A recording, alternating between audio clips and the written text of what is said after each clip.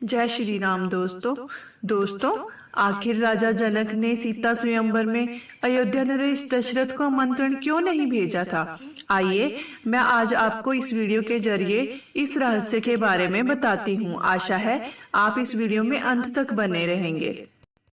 एक बार की बात है, राजा जनक के शासनकाल में एक व्यक्ति का विवाह हुआ। जब वह पहली बार सज संवरकर ससुराल के लिए चला तो रास्ते में चलते चलते एक जगह उसको दलदल मिली जिसमें एक गाय फंसी हुई थी जो लगभग मरने के कगार पर थी। उसने विचार किया कि गाय तो कुछ देर में मरने वाली ही है तथा कीचड़ में जाने पर मेरे कपड़े तथा जूते खराब हो जाएंगे। अतः वह गाय के ऊपर पैर रखकर आगे बढ़ गया। जैसे ही वह आगे बढ़ा, गाय ने तुरंत दम तोड़ दिया तथा शाप दिया कि जिसके लिए तू जा रहा है उसे देख नहीं पाएगा। यदि देखेगा तो वह मृत्यु को प्राप्त हो जाएगी। वह व्यक्ति अपार दुविधा में फंस गया और गो शाप से मुक्त होने का विचार करने लगा। ससुराल पहुंचकर वह दरवाजे के बाहर घर की ओर पीठ करके बैठ गया और यह विचार कर कि यदि पत्नी पर नजर पड़ी तो अनिष्ट नहीं हो जाए। परिवार के अन्य सदस्यों ने घर के अंदर चलने का काफी अनुरोध किया, किंतु वह नहीं गया और ना ही रास्ते में घटित घटना के बारे में किसी को बताया। उसकी पत्नी को जब पता चला तो उसने कहा कि चलो मैं ही चलकर उन्हें घर के अंदर लाती हूँ। पत्नी ने जब उनसे कहा कि आप मेरी ओर क्यों नहीं देखते हो, तो भी वह चुप रहा। काफी अनुरोध करने के उपरांत उसने रास्ते का सारा वृतांत कह सुनाया। पत्नी ने कहा कि मैं भी पवित्रता स्त्री हूँ, ऐसा कैसे हो सकता है? आप मेरी ओर अवश्य देखो। पत्नी की ओर देखते ही उसकी आंखों की रोशनी चली गई और वह गाय के शापवश पत्नी को नहीं देख सका।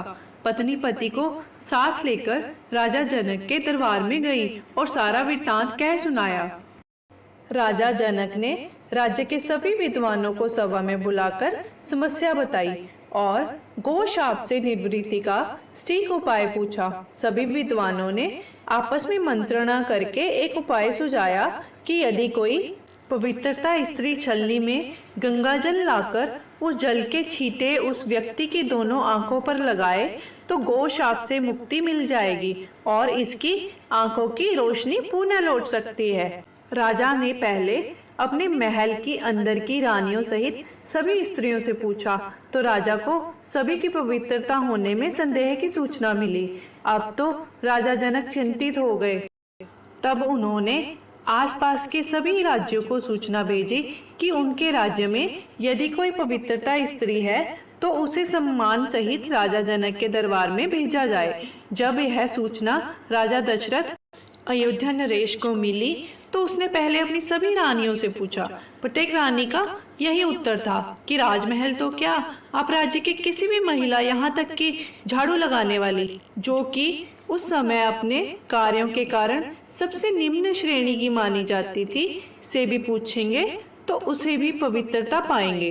राजा दशरथ को इस समय अपने राज्य की महिलाओं पर आश्चर्य हुआ और उसने राज्य की सबसे निम्न मानी जाने वाली सफाई वाली को बुला भेजा और उसके पवित्रता होने के बारे में पूछा। उस महिला ने स्वीकृति में गर्दन हिला दी। तब राजा ने यह दिखाने के लिए कि अयोध्या का राज्य सबसे उत्तम है, उस महिला को ही राज सम्मान के साथ जनकपुरी को भेज दिया। राजा जनक ने उस महिला का पूर्ण राजसी ठाट बाट से सम्मान किया और उसे समस्या बताई। महिला ने कार्य करने की स्वीकृति दे दी। महिला छलनी लेकर गंगा किनारे गई और प्रार्थना की कि हे गंगे माता, यदि मैं पूर्ण पवित्रता हूँ तो गंगा जल की एक बूंद भी नीचे नहीं गिरनी चाहिए। प्रार्थना करके उसने गंगा जल को छलनी में पूरा भर लिया और पाया कि जल की एक बूंद भी नीचे नहीं गिरी।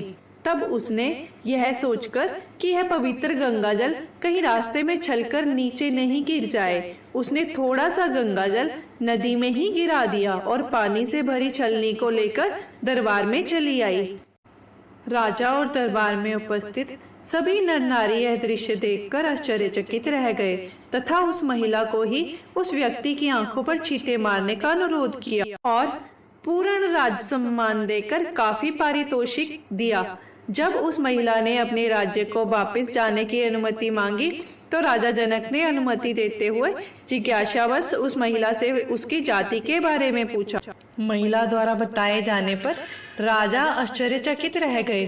सीता स्वयंवर के समय यह विचार कर कि जिस राज्य की सफाई करने वाली इतनी पवित्रता हो सकती है तो उसका पति कितना शक्तिशाली होगा।